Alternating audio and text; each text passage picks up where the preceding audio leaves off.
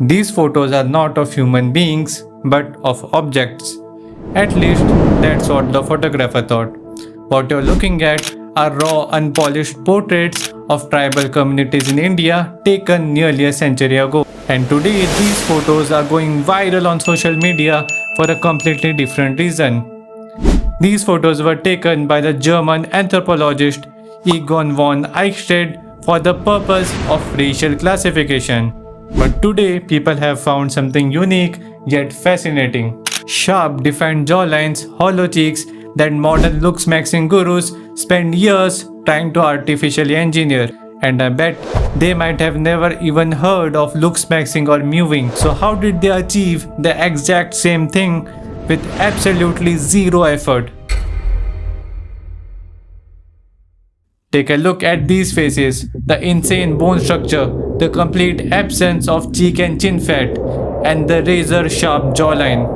But here's the crazy part. They were not shot in a photo studio, but were clicked by Egon von Eickstedt, a 1920s German anthropologist. He didn't care about aesthetics.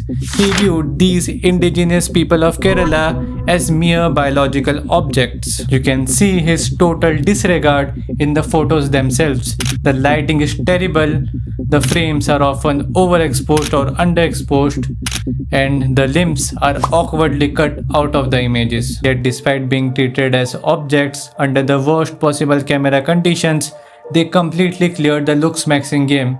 How? I know that you want to hear about genetics today, but if genetics mattered so much, why would these same tribal people look like this today? More about that at the end. Look at these images closely. You can see a sense of fear and tension in their faces. That is because they were not posing voluntarily. They were actually forced by the local colonial guards known as paikos to stand in front of a white cloth held by two people. And that psychological stress that caused their muscles to tense up gave them their amazing looks. Secondly, they enjoyed the benefits of ancestral mewing. They naturally ate a diet of tough, fibrous, unrefined whole foods which required a lot of chewing effort, naturally increasing the mechanical load on their facial muscles and bones, giving them the anatomical advantage. But let's be real, no matter how good your facial bones are, unless you strip away the fat that is obscuring them, a peak face guard is physically impossible. And here's where metabolic science comes into play. I promise to keep it simple this time.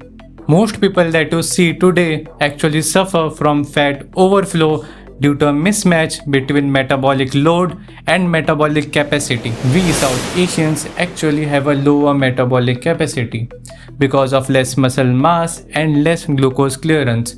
When this already constrained metabolic capacity is overloaded with a high metabolic load because of sedentary lifestyle and high-calorie diets, we suffer from fat overflow. When fat completely occupies your subcutaneous storage compartment, it starts overflowing and gets deposited in areas like your chin, giving you the characteristic double chin, and your neck region, giving you the sloppy rook. Whereas tribals ate a diet low in calories but high in variety, with 60 different varieties of vegetables and wild tubers, with occasional catches of fish and wild game. They enjoyed a balance between metabolic load and metabolic capacity. But just like how colonialism affected us, it also affected them.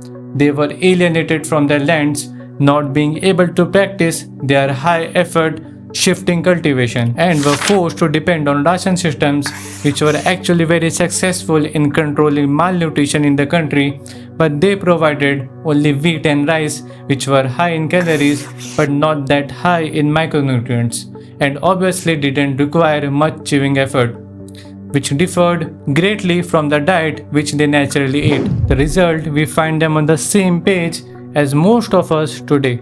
And when we start acting on improving our health, we often suffer from lack of information and misconceptions.